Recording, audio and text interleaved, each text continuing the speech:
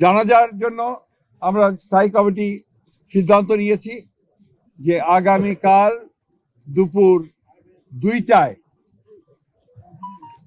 Parliament ভবনের দক্ষিণ প্লাজায় যে মাঠ এবং বাণিজ্য অ্যাভিনিউ এই পুরো অংশ জুড়ে আমাদের নেত্রীর জানাজা অনুষ্ঠিত হবে। এই জানাজা জানাজা পড়াবেন আমাদের জাতীয় মসজিদের খতিব অর্থাৎ বাইতুল মোকাররমের খতিব। আর এই জানাজায় যে সঞ্চালন করবেন পুরো বিষয়টাকে যিনি সঞ্চালন করবেন তিনি হচ্ছে আমাদের জাতীয় স্থায়ী কমিটির সদস্য জনাব নজরুল ইসলাম খান।